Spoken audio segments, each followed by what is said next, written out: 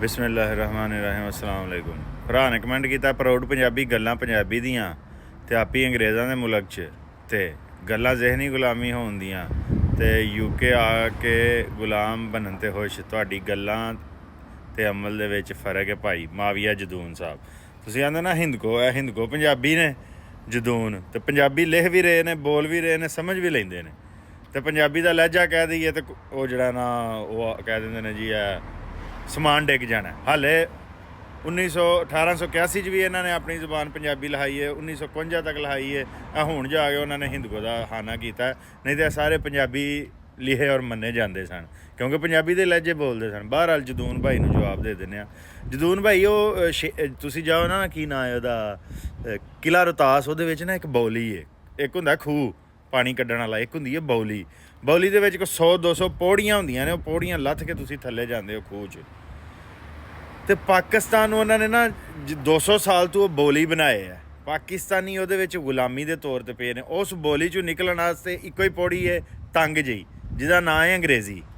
ਉਹ ਪੌੜੀ Aitchison college, Lahore grammar, Karachi grammar, ਇਹ ਜਿਹੜੇ ਨੇ ਕਿੰਗ ਐਡਵਰਡ ਮੈਡੀਕਲ ਕਾਲਜ, ਇਹ ਉਹ ਥੋੜ੍ਹੇ ਜਿਹੇ ਲੋਕ ਉੱਤੇ ਚੜ੍ਹਦੇ ਨੇ, ਬਾਹਰ ਆਈ ਜਾਂਦੇ ਨੇ, ਉਹ ਆਜ਼ਾਦੀ 'ਚ ਨੇ, ਬਾਕੀ ਉਸ ਖੂਹ ਦੇ ਵਿੱਚ ਹੀ ਨੇ।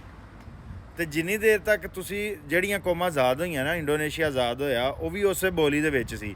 ਉਹਨਾਂ ਡੱਚ 'ਤੇ ਪਾਬੰਦੀ ਲਾ ਦਿੱਤੀ, ਚਾਈਨਾ ਨੇ ਆਪਣੀ ਜ਼ੁਬਾਨ 'ਚ ਪੜ੍ਹਾ ਲਿਆ, ਵੀਅਤਨਾਮ ਛੋਟਾ ਜਿਹਾ ਮੁਲਕ ਹੈ, ਫਰਾਂਸ ਕੋਲ ਆਜ਼ਾਦ ਹੋਇਆ, ਉਹਨਾਂ ਆਪਣੀ ਜ਼ੁਬਾਨ ਜਾ ਕੇ ਵੇਖ ਲਓ ਯਾਰ, ਤਰੀਕ ਗੂਗਲ 'ਤੇ ਵੇਖ ਲਓ, ਵੀਅਤਨਾਮ ਆਪਣੀ ਜ਼ੁਬਾਨ 'ਚ ਪੜ੍ਹਾ ਕੇ ਤੁਹਾਡੇ ਤੋਂ ਅੱਗੇ ਲੰਘ ਗਿਆ।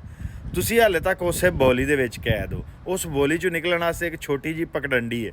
ਬੋਲੀ 'ਚ ਹੁੰਦਾ ਕੀ ਹੈ, ਕੋਈ ਨਾ 30-40 ਪੌੜੀਆਂ ਚੜ੍ਹ ਕੇ ਇੱਕ ਰੈਸਟ ਕਰਨ ਦੀ ਥਾਂ ਹੁੰਦੀ ਹੈ।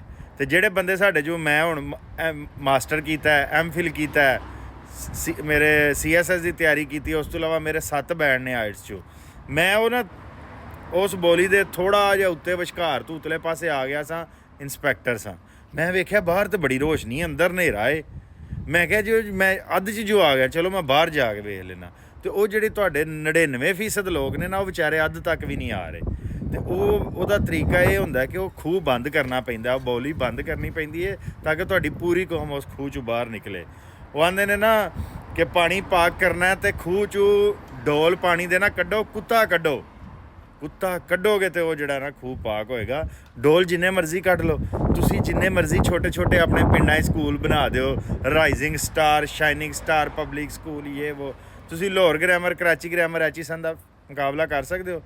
ਨਬੀ ਕਰੀਮ ਸੱਲਮ ਨੇ ਅਰਬੀ ਜ਼ਬਾਨ 'ਚ ਤਲੀਮ ਦਿੱਤੀ ਸੀ ਕਿ ਰੂਮਨ ਸੁਪਰ ਪਾਵਰ ਸੀ, ਉਹਦੇ ਅਦਾਰੇ ਬਣਾਏ ਸਨ, ਜਾਂ ਇਰਾਨੀ ਸੁਪਰ ਪਾਵਰ ਸਨ ਅਤੇ ਫਾਰਸੀ ਜ਼ਬਾਨ ਦੇ ਅਦਾਰੇ ਬਣਾਏ ਸਨ। ਜੀ ਛੋਟਾ ਜਿਹਾ ਤਬਕਾ ਫਾਰਸੀ ਔਰ ਰੂਮਨ ਪੜ੍ਹੇਗਾ ਅਤੇ ਬਾਕੀ ਸਾਹਬਾ ਕਰਾਮ ਅਰਬੀ ਪੜ੍ਹਨਗੇ। ਇੱਕ ਨਿਜ਼ਾਮੇ ਤਲੀਮ ਸੀ ਔਰ ਮੁਫਤ ਸੀ।